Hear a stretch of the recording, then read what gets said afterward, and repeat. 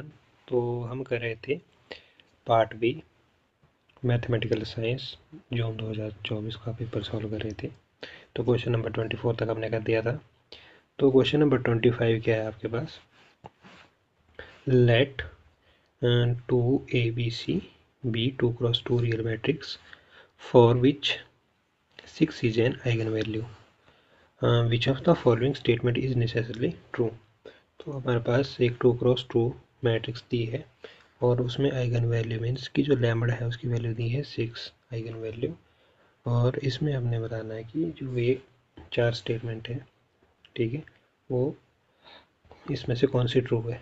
तो करते हैं इसका सॉल्यूशन। तो सबसे पहले अगर इसमें हम बात करें कॉन्सेप्ट की, तो कॉन्सेप्ट हमारा जो यूज़ हुआ है वो है हमारा, सबसे पहले आपको पता होना चाहिए कि कैरेक्टरिस्टिक इक्वेशन होती क्या है। The characteristic equation of 2x2 matrix A is obtained by calculating the determinant। तो ये निकलेगा आपका कैसे, कैरेक्टरिस्टिक इक्वेशन होती है हमारे पास A माइनस लैम्बडा आई, आपने पढ़ा होगा। तो इसमें हमें ये कॉन्सेप्ट यूज होगा, मतलब ये फॉर्मूला A माइनस लैम्बडा आई होता है कैरेक्टरिस्टिक इक्वेशन के लिए। तो जो हमारे पास मैट्रिक्स गिवन है फॉर द मैट्रिक्स ए इस दी है हमारे को 2ABC, इसका जो ऑर्डर है वो है 2x2, इसमें रो भी 2 है और कॉलम भी 2 है, ठीक है, यहाँ तक क्लियर हो गया। The characteristic equation determinant A minus lambda I is equal to determinant of 2 minus lambda A B C minus lambda. तो ये कैसे है आपके पास, क्योंकि आपको वैल्यू ए की पता है, ठीक है, ए की वैल्यू ये है और लैम्बडा एज इट इज रहने दिया। अब जो आई है ये है आइडेंटी मैट्रिक्स इधर। अब ऑर्डर 2x2 के लिए आइडेंटी मैट्रिक्स होती है 1 0 0 1। तो उसको सॉल्व करके आपके पास ये बन गया। तो ब्रीफ में हम एक्सप्लेनेशन में समझेंगे, ठीक है। ए की वैल्यू हमने पुट की तो आ जाएगा ए माइनस लैम्बडा आई, ठीक है, इसको मल्टीप्लाई करके आपके पास ये वैल्यू निकल गई है। तो करते हैं इसकी एक्सप्लेनेशन। तो we will compute the characteristic equation of matrix and relate it to the given eigenvalue। the CST लिखा है characteristic, ठीक है। the characteristic polynomial of 2x2 matrix is given by, तो वो हो जाएगा हमारे पास डिटर्मिनेंट, ये है हमारे पास a minus lambda I, clear.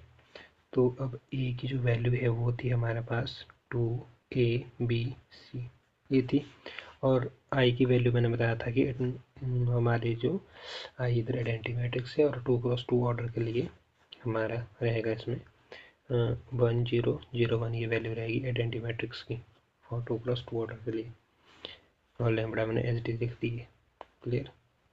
तो यहाँ से हमारे पास डिटर्मिनेंट क्या आ जाएगा, द डिटर्मिनेंट इज, अब देखो इसको सॉल्व करोगे जब तो left hand side as it is लिख दिया आपने, ठीक है, और राइट हैंड साइड जब आप लैम्बडा से अंदर इसको मल्टीप्लाई करोगे तो ये आ जाएगा आपके पास लैम्बडा इंटू 1 हो गया लैम्बडा, लैम्बडा इंटू 0 हो गया 0, और लैम्बडा इंटू 0 हो गया 0, लैम्बडा इंटू 1 हो गया लैम्बडा। तो ये सॉल्व करके ये आ गया। फिर नेक्स्ट स्टेप में क्या करना है, नेक्स्ट स्टेप में अब ये है ए की वैल्यू ये है लैम्बडा आई की वैल्यू, तो इसको माइनस करना है। तो 2 माइनस लैम्बडा हो गया 2 माइनस लैम्बडा, और ए माइनस 0 हो गया ए, बी माइनस 0 हो गया बी, और सी माइनस लैम्बडा हो गया ए, क्योंकि बीच में माइनस का साइन है, ठीक है। तो इन दो मैट्रिक्स को हमने सब्सट्रैक्ट कर दिया। तो इसको सॉल्व करने के बाद अब हमने सिंप्लीफाई करना है इसको, तो सिंप्लीफाई करेंगे तो 2 minus lambda multiplied by C minus lambda, हमारी एक टर्म बन के बीच में आएगा हमारा माइनस का साइन, ठीक है, वो लिख दिया हमने, और इसको मल्टीप्लाई कर दिया इसके साथ, ये आ गया आपके पास ए बी, ठीक है। आपको सॉल्व करने आता है, डिटर्मिनेंट फाइंड करना आता है, सिंपल है। फिर इसको जब हम सिंप्लीफाई करेंगे तो हमारे पास ये क्या बन जाएगा, दिस सिंप्लीफाइज टू, तो ये टर्म है हमारे पास, ये सिंप्लीफाई होके अब हम क्या करेंगे 2 से मल्टीप्लाई करेंगे पहले इसको टर्म को, तो 2 multiplied by C minus lambda, फिर जो माइनस लैम्बडा है इससे मल्टीप्लाई करेंगे सी माइनस लैम्बडा, ठीक है, आपने ये बेस छोटी क्लास में किया होगा। तो माइनस लैम्बडा से मल्टीप्लाई कर दिया सी माइनस लैम्बडा को, और ए बी हमने एज इट इज लिखा। तो इसके बाद आपके पास ये आ जाएगा, ब्रैकेट ओपन कर दो तो बनेगा 2c, फिर 2 माइनस लैम्बडा हो गया -2 लैम्बडा, फिर लैम्बडा से अंदर मल्टीप्लाई कर दिया, लैम्बडा माइनस सी तो आ जाएगा -c लैम्बडा, और ये इधर भी लैम्बडा है, इधर भी माइनस लैम्बडा है और इधर भी माइनस लैम्बडा है, तो लैम्बडा इंटू लैम्बडा, मतलब हमने ब्रैकेट ओपन कर दी है। चलिए, तो lambda minus lambda into minus lambda हो गया लैम्बडा का स्क्वायर, और माइनस ये भी एज इट इज़। फिर जो ये लैम्बडा था वो हमने फर्स्ट इधर लाया, जो ये लैम्बडा स्क्वायर था हमने फर्स्ट पे लाया है, और अब हमने इधर देखो, अगर आप कॉमन तो इधर लैम्बडा कॉमन है तो हमने लैम्बडा टेक आउट साइड ले लिया, और साइड में नेगेटिव साइन पे हमने, दोनों में नेगेटिव साइन है, नेगेटिव साइन हमने कॉमन ले लिया, और अंदर बच गया ब्रैकेट के अंदर 2 प्लस सी, क्योंकि जब आप इसको ओपन करोगे -2 प्लस सी, ठीक है, लैम्बडा तो ये आ जाएगा आपके पास, ओपन करोगे तो ये बन जाएगा -2 लैम्बडा, और ये आ जाएगा -c लैम्बडा, तो ये टर्म आ गया, ठीक है, तो इसमें कोई कन्फ्यूज़न नहीं होनी चाहिए आपको। वही हो गया। फिर हमने क्या किया, नेक्स्ट स्टेप, अब इधर 2c था, इधर -a भी था, तो 2c - a भी हमने एक ही टर्म में ब्रैकेट के अंदर लिख दिया है, ठीक है, यहाँ तक क्लियर हो गया। सिंस जो हमारे पास 6 था, 6 is an eigen value, the characteristic polynomial भी है, तो जो लैम्बडा है वो है इज इक्वल टू 6, जो मैंने आपको स्टार्टिंग में बताया था, क्योंकि इसमें गिवन है दिया हुआ।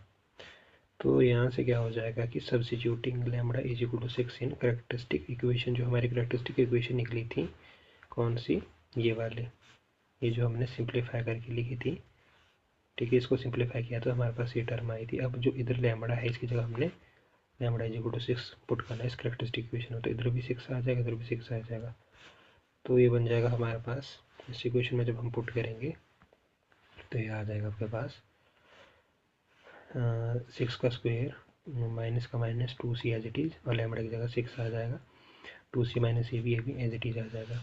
अब 6 का स्क्वायर होता है 36, 6 हमने इधर फर्स्ट इधर को लाया, ठीक है, या सिंपली मल्टीप्लाई कर दो आप, सेकंड स्टेप में ये चेंज हुआ है, तो 36 का 36, अब 6 इंटू 2 होता है 12, ओपन कर दिया ब्रैकेट को, और इधर माइनस है, इधर प्लस है, तो प्लस माइनस हो गया माइनस, 6 इंटू सी हो गया 6c, और 2 इधर भी ब्रैकेट ओपन कर दो इसको, तो ये बन जाएगा 2c माइनस ए भी।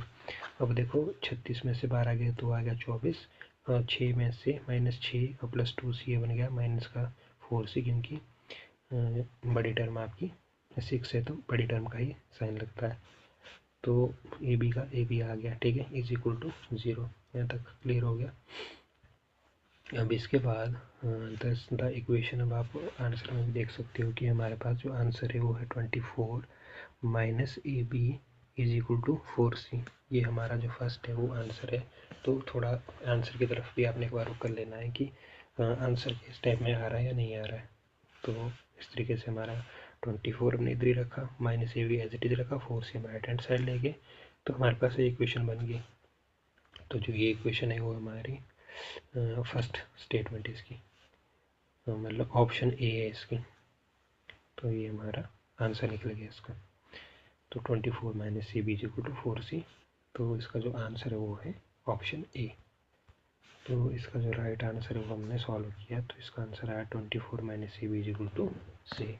तो सिंपल क्वेश्चन था, ठीक है, तो इस तरीके से हमने क्वेश्चन कर दिया। अब है हमारे पास question number 26, consider the initial value problem IVP short में, ये वैल्यू गिवन दी है, और इसमें हमारे को बोला है कि कंसिडर द स्टेटमेंट जो S1 दी है, S2 दी है, there is epsilon greater than 0 such that, जो हमारा है y0 है वो बिलोंग कर रहा है R को, the initial value problem has more than one solution. पहली स्टेटमेंट आपको ये बोल रही है, सेकंड स्टेटमेंट क्या बोल रही है कि देर इज अ y0 जो बिलोंग कर रहा है R से, सच दैट जो फॉर ऑल लैम्बडा एप्सिलॉन है वो ग्रेटर देन 0 है, जो इनिशियल वैल्यू प्रॉब्लम है has more than one solution.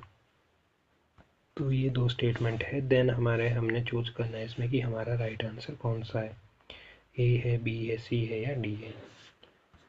तो इसके लिए पहले कॉन्सेप्ट देखते हैं कि इसमें कॉन्सेप्ट जो यूज़ हो रहा है, पहले वो पढ़ेंगे फिर एक्सप्लेनेशन। जो हमारा कॉन्सेप्ट है वो होगा जो लिप्स कंडीशन है, इसमें ये यूज़ होगी। तो आपको सबसे पहले पता होना चाहिए कि लिप्स कंडीशन होती क्या है, ठीक है। तो जो लिप्स कंडीशन होती है उसकी मैं एक बार स्टेटमेंट आपको बता देता हूँ। लेट जो एफ है, F be defined on D, where जो हमारे पास डी है वो क्या है, आइदर या तो वो डोमेन है या वो क्लोज डोमेन है। Of x y plane. The function जो f है is set to satisfy the Lipschitz condition with respect to y in D if there exists a constant k is greater than 0 such that जो हमारा ये होती है हमारी लिप्सिस condition mod, या mod, ये भी मॉड है, इधर मॉड है, ठीक है। एफ ऑफ ब्रैकेट के अंदर x, y1 minus F of x, y2 mod close है इसके, मॉड के अंदर ये term this is less than equal to K, और मॉड के अंदर आ जाएगा आपके पास y1 माइनस y2। तो जो ये स्टेटमेंट है ये है हमारी लिप्सिस कंडीशन, ठीक है। इसमें जो हमारे पास फॉर एवरी जो हमारा x, y1 है और जो x इधर x, y2 है, ये किससे बिलोंग कर रहा है, ये बिलोंग कर रहा है D से, जो हमारा डोमेन है, ठीक है। यहाँ तक क्लियर हो गया। और यहाँ पर जो हमारा ये k है, द कांस्टेंट k जो है, इसको हम कांस्टेंट बोलेंगे, k है स्मॉल k, ये इसको बोलते हैं हम लिप्सिस कांस्टेंट, ठीक है। तो ये इम्पोर्टेंट जो है स्टेटमेंट है, तो आपको पता होना चाहिए इसका, आपने पढ़ा होगा ऑर्डिनरी डिफरेंशियल इक्वेशन में, तो ये इसमें कॉन्सेप्ट यूज़ होगा।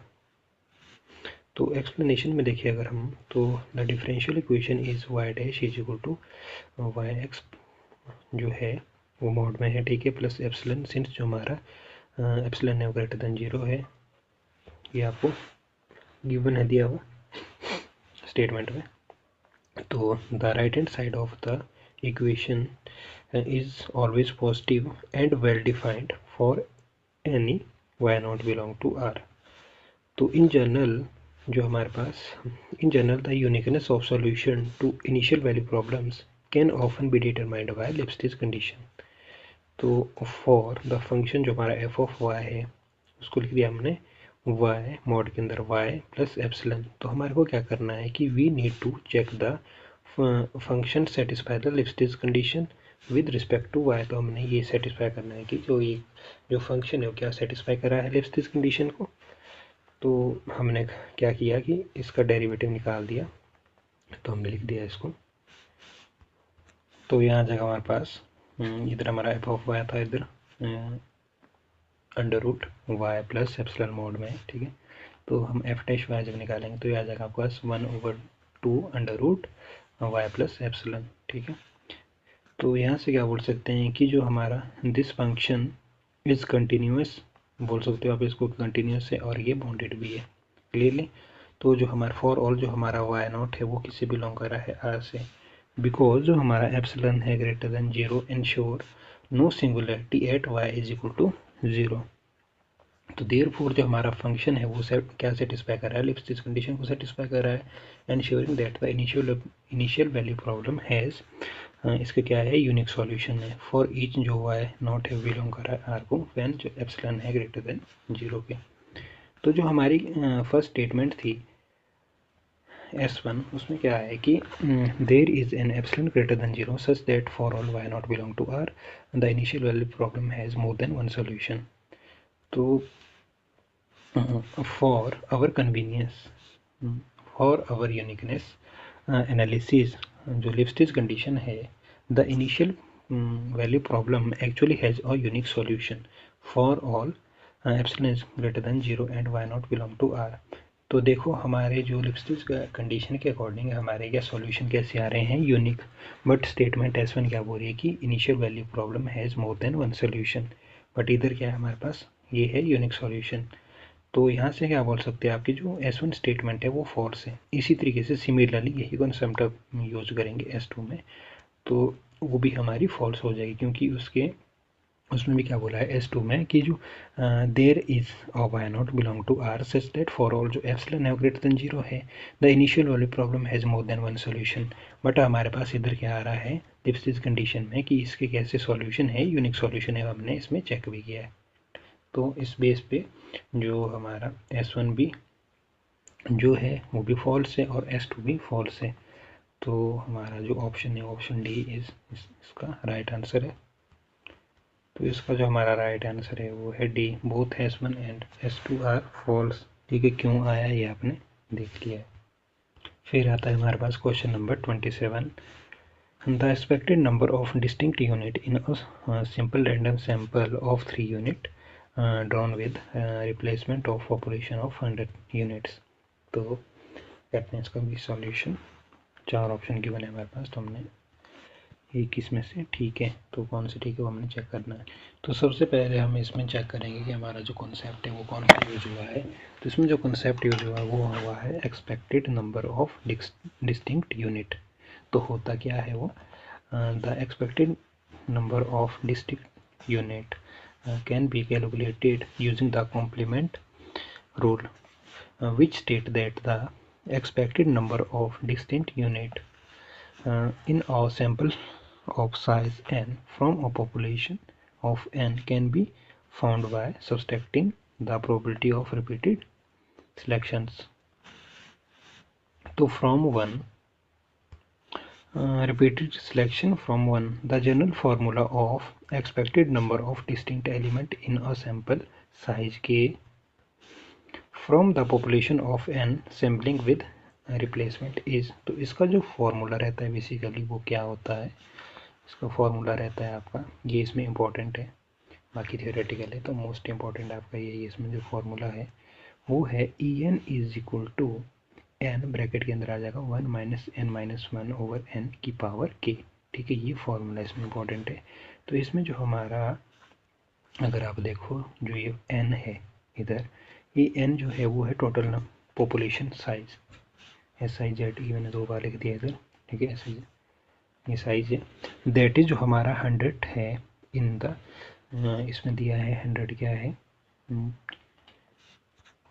पॉपुलेशन ऑफ 100 यूनिट इसमें गिवन भी है। तो हमारा एन है इधर टोटल पॉपुलेशन साइज, और जो हमारे पास सेकंड टर्म है ये जो ये 1 minus N minus 1 over N की पावर की, ये क्या है, ये क्या रिप्रेजेंट कर रही है, represent the probability that not all selected unit are same leading the distinct units. तो इसमें जो ये फॉर्मूला जो मैंने बताया ये यूज होगा। तो करते हैं इसकी एक्सप्लेनेशन।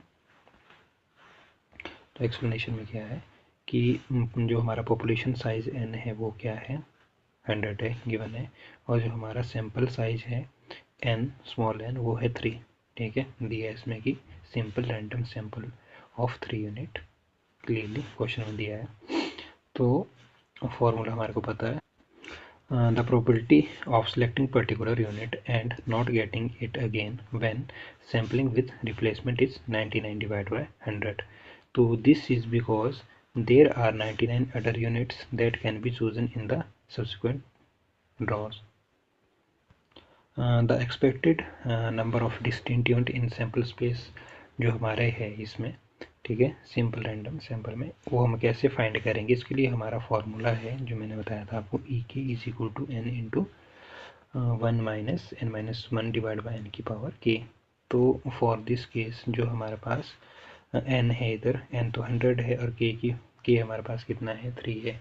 तो expected number of distinct unit क्या आ जाएगा आपके पास, इस फॉर्मूले में आपने के की जगह क्या पुट कर दिया, 3 पुट कर दिया, और 100 एज इट इज़ एन की जगह 100 पुट कर दिया आपने, जो ये फॉर्मूला है ये, ठीक है, इसमें पुट कर दिया आपने 1 का 1 एज इट इज़ माइनस, अब इधर था हमारे पास दिया 1 एन माइनस 1, तो इधर एन है हमारे पास 100। ठीक है, 100 माइनस 1 हो गया आपके पास 90 और एन इधर 100, तो 99 डिवाइड बाई 100, और के की जगह आ जाएगा आपके पास 3। तो वही हमने वैल्यू पुट की। अब इसको सॉल्व करेंगे तो ये आ जाएगा हमारे पास, पहले हम इस को करते हैं सॉल्व, जो हमारे पास है 99 डिवाइड बाई 100 की पावर 3। तो सिंपली जब इसको सॉल्व करोगे तो ये आ जाएगा आपके पास 99 की पावर 3 और 100 की पावर 3। तो 100 की पावर 3 होती है हमारे पास 6 जीरो लग जाएगी इसमें, ठीक है, 1 के साथ, और ये होता है 99 की पावर 3 होती है हमारे पास। तो हमने पहले कैलकुलेट कर दिया। अब क्या करना है, हमने, हमारे पास ये टर्म निकल गई, अब कर देना 1 से इसको माइनस। तो सेकंड स्टेप में हमने माइनस से इसको माइनस कर दिया है, जो हमारी ये वैल्यू निकली थी। ठीक है, स्टेप बाय स्टेप करेंगे। तो इसको 1 से जब माइनस करेंगे तो हमारे पास टेक एलसीएम ले लेंगे, एलसीएम लेने के बाद हमारे पास ये सिंप्लीफाई करके ये आ जाएगी। ठीक है, उसके बाद 2 स्टेप हो गए। अब हमारे पास, हमने इसको मल्टीप्लाई करना है 100 से, क्योंकि ये वाला पार्ट हमने सॉल्व कर दिया है। तो जब 100 से हम इसको मल्टीप्लाई करेंगे तो E3 इज इक्वल टू आ जाएगा 100 मल्टीप्लाइड बाय जो हमारी ये वैल्यू निकली थी। ठीक है, तो इसके बाद जब इसको आप सॉल्व करोगे तो देखो, जब आप 100 से 2 जीरो से हमारी 2 जीरो कट जाएगी, तो ये आ जाएगा हमारे पास ये 2.9701, ये इसका आंसर है। तो अगर आप इसमें, तो जो हमारा आंसर है वो आ रहा है 2.9701। तो अगर हम इसको, जो ऑप्शन है हमारी, ठीक है, उससे कंपेयर करें तो जो ऑप्शन 2 है वो राइट आंसर बन रही है। कैसे, वो भी मैं आपको बताता हूँ। तो ये क्वेश्चन आप भी कर सकते हो कि हमारा आंसर तो 2.9701 आ रहा है, 2.9701 आ रहा है, बट इसमें हमारा ये आंसर मैच नहीं हो रहा है। बट अगर इसको आप सॉल्व करो, मैंने बोला कि जो ऑप्शन बी है इसमें वो राइट आंसर है, क्योंकि अगर हम ऑप्शन बी को सॉल्व, आपने सब चेक करके देख लेना एक बार, फिर मैं डायरेक्ट ऑप्शन बी को सॉल्व करता हूँ। तो हमारे पास ये 100 माइनस 99 का क्यूब डिवाइड बाय 100 का स्क्वायर, ठीक है, ये हमारी राइट आंसर है। तो इसको अगर सॉल्व करोगे तो हमारे पास यही आएगा। अब सिंपली देखो, 100 को आप एज इट इज़ रहने दो, 100 को एज इट इज़ रखा, माइनस 99 का क्यूब होता है आपके पास 970,299 डिवाइड बाय, अब 100 का स्क्वायर हो जाएगा आपके पास, 4 जीरो लग जाएगी, ठीक है, तो 2 जीरो थे तो 4 जीरो हो जाएगी, मतलब 10,000। क्लियर हो गया। अब इसमें जो एलसीएम है वो आ जाएगा आपके पास 10,000, ठीक है। तो इधर आपके पास ये, इसको सॉल्व करने पे आपको मिल जाएगा एक के साथ आपको 1 2 3 4 5 6 जीरो मिल जाएगी, माइनस ये टर्म, ठीक है। तो जब इसको आप सॉल्व करके, मतलब आपने टेक एलसीएम ले लेना है, एलसीएम लेके आपने सॉल्व करना है, तो आपके पास जो रिजल्ट आएगा वो आएगा 2, आपके पास आ जाएगा 29701 डिवाइड बाय 100,000, ठीक है। तो इसको आप कैसे लिख सकते हो, इसको लिख सकते हो आप 2.9701, ठीक है। तो इस तरीके से आप इसको लिख सकते हो। इस तरीके से जो हमारा ये है, जो रिज़ल्ट आया है वो हमारा ऑप्शन 2 से रिलेट कर रहा है। तो जो हमारी ऑप्शन 2 है वो राइट आंसर है। बाकी आप ऑप्शन ए, बी, सी और डी को भी आप सिंप्लीफाई कर सकते हो, देख सकते हो कि क्या इससे कर मैच कर रहा है। तो मैंने आपको बता दिया कि जो ऑप्शन बी सी है मैच कर रहा है, तो राइट आंसर हमारा ये है। क्लियर।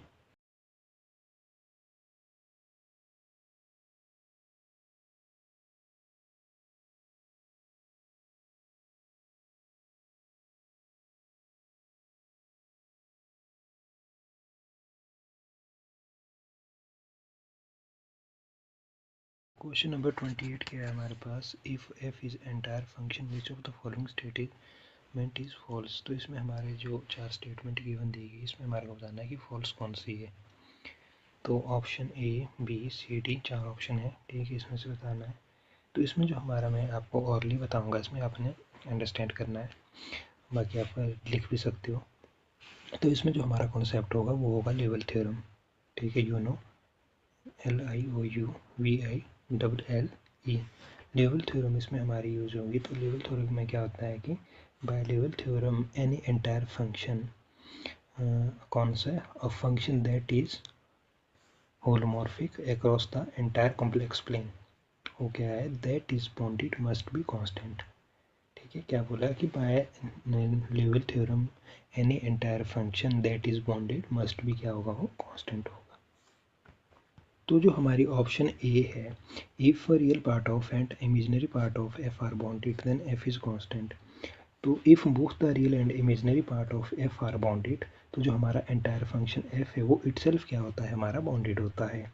तो बाय लेवल थ्योरम जो है एफ बी कांस्टेंट है, तो जो हमारी ये स्टेटमेंट ए है वो ट्रू है हमारी। तो हमारे से पूछा गया फॉल्स है, तो हमने चेक करना है कि फॉल्स कौन सी आती है।